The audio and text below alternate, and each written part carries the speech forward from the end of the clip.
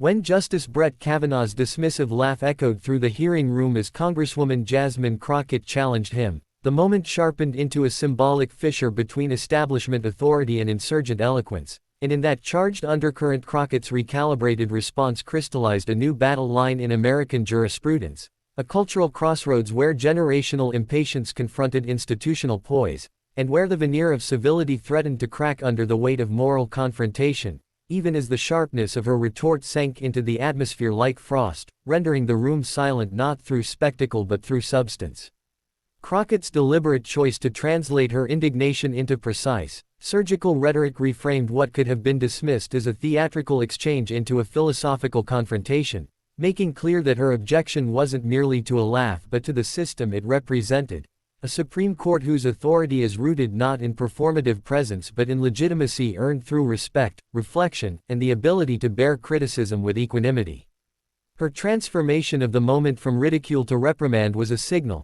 Power rooted in charisma may command attention, but power grounded in principle commands respect, and by delivering her line with calm clarity, Crockett forced a spotlight onto Kavanaugh's demeanor, exposing the emotional shorthand of establishment confidence as potentially brittle, and demanding that permanence of position be measured not by tenure but by readiness to engage, genuinely and respectfully, with dissent. In articulating that emotional barometer, she reframed the power dynamic, not as a duel between personalities but as a test of epistemic humility, of whether a lifetime appointment can coexist with openness to challenge. And so Kavanaugh's laugh, once an expression of irreverence, became evidence of the court's resistance to accountability, an unguarded expression that spoke to the tension between a sacred institution and its vocation to justice under scrutiny. Crockett's next line, iced with clarity, telegraphed that the Supreme Court is not beyond reproach, and if laughter is the default response to discomfort, that posture betrays a lack of preparedness for the gravity of public reckoning. The room chilled not because of mockery, but because of the gravity with which she treated her role, not as adversary to the institution itself, but as guardian of its responsibility to the people. The jolt in her voice, the economy of her wording, was an assertion that decorum must never displace duty, and that long-standing immunities cannot be defended at the expense of responsiveness to legitimate criticism. From the public's vantage, the exchange transcended personalities and entered the realm of method. Crockett exemplified a model of leadership grounded not in theatrical flash but in moral clarity and rhetorical discipline. Kavanaugh exhibited the kind of confidence that all too often slips into dismissiveness when challenged. And in that dichotomy lay the moment's potency. For every observer who marveled at her timing, there was another asking whether his reaction revealed an institution too insulated. Crockett's rebuke became a microcosm of generational politics, the rising cohort demanding accountability, transparency, and humility from systems that long enjoyed deference. And her strike, ice-cold in its move from offense to critique, recalibrated the norms of the hearing, shifting the expectation from managed skepticism to rigorous challenge, and from respect as deference to respect as a function of justification. As commentators parsed the moment, some rushed to frame Crockett's line as an ambush, yet such framing missed the broader logic. This wasn't an opportunistic strike, but deliberate clarification. When institutions laugh at dissent, dissent must sharpen its weapon to cut through.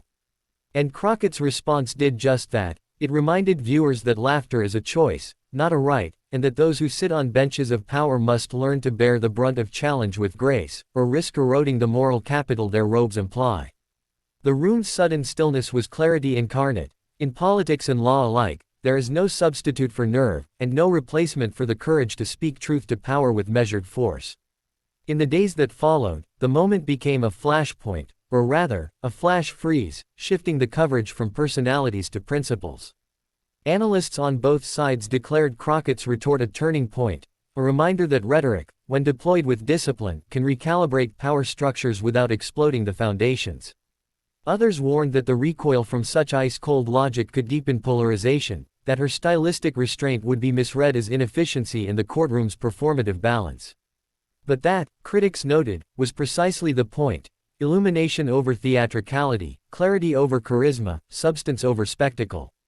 And in that tension, Crockett asserted a third path: not aggressive display, but unyielding truth delivered calmly, and therein lay the chill.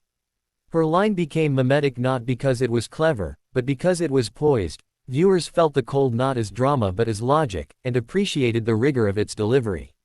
And suddenly, the hearing room was not just the venue for testimony, but a theater of norms, debate about how the powerful should comport themselves when challenged, discourse about whether laughter is defense or dismissal.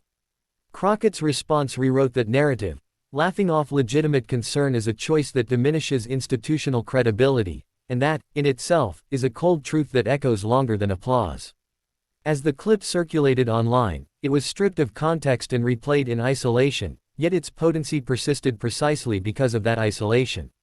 In the small frame of that moment, Crockett compressed a critique of institutional insularity into a single sentence. And as it reverberated through social platforms, each replay was a reminder that gravity doesn't need megaphones.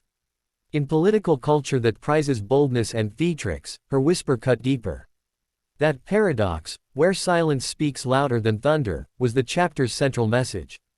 Power defined by standing ovations may fade, power defined by principle endures. And when her next line froze the room, Crockett carved a space where authority must earn its chill, not assume it. The ice was not an attack, but an indictment. The norm of laughter as escape from accountability had been met with uncompromising clarity, and the device that disarms with silence disarms the listener into reflection. The room's hush was not emptiness, it was substance. Thus, through 10 veiled thematic arcs sewn into one continuous paragraph, this chapter encapsulates the tension, the rhetorical dynamic, the generational ethos, and the philosophical undertones of that brief, electrifying juncture in American public life, where laughter met repose, where instinct met discipline, and where a moment on live camera crystallized not just an exchange, but an ethos.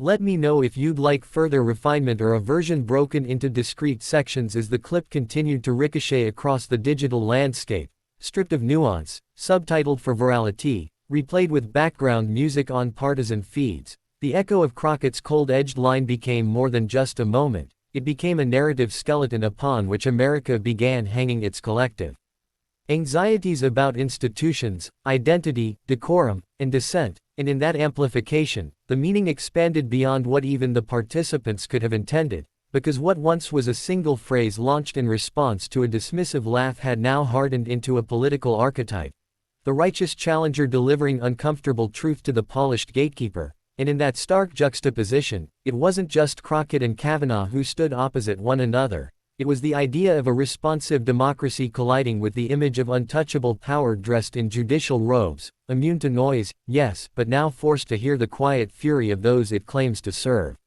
The networks, never shy of drama dressed in civics, turned it into a package debate, asking whether Kavanaugh had crossed a line, or if Crockett had disrespected the bench. But these binary frames missed the marrow of the matter. Neither had broken rules, yet one had revealed how fragile power looks when it's caught laughing at questions instead of answering them. Crockett's voice was replayed not because of its decibels, but because of its discipline. In her refusal to escalate emotionally, she forced her audience to confront the very thing the laugh was meant to dismiss, that questions of judicial ethics, of unchecked privilege, and of moral consistency cannot be waved away by wit or seniority. And in doing so, she became the conduit for a civic awakening that wasn't driven by outrage, but by cool insistence, and it was that tonal contrast, the controlled chill following the warm arrogance of a smirk, that made the moment less about a clash, and more about a cultural indictment of how civility has too often been weaponized to silence, rather than uplift, dissent. What Crockett demonstrated, and what Kavanaugh inadvertently confirmed, was that the real conflict wasn't between two people in a room, but between two philosophies of public accountability, one that seeks shelter in ceremony, and another that demands answers regardless of prestige. And as that realization took hold, the clip's afterlife outpaced the moment itself, becoming a teaching tool, a political ad, a meme, a rebuttal, a thesis, and ultimately, a metaphor for modern public service, where the performance of integrity is no longer enough. It must now contend with the expectation of transparency delivered not through spectacle but through emotional precision. In the days that followed, commentators on the left heralded Crockett as the ice-cold conscience of the chamber, while voices on the right dismissed her as rehearsed, opportunistic, or grandstanding. But those critiques, though loud, often failed to account for the effectiveness of her restraint, which was not absence of emotion but the mastery of it, the kind of mastery that allows a single controlled phrase to carry more weight than an hour of raised voices. Her message was clear, both in words and tone. Institutions must listen with the same gravity they expect from others, and if they fail to do so, they risk not just irrelevance but decay. The silence that followed her retort wasn't just shock, it was a recalibration of the room's emotional compass.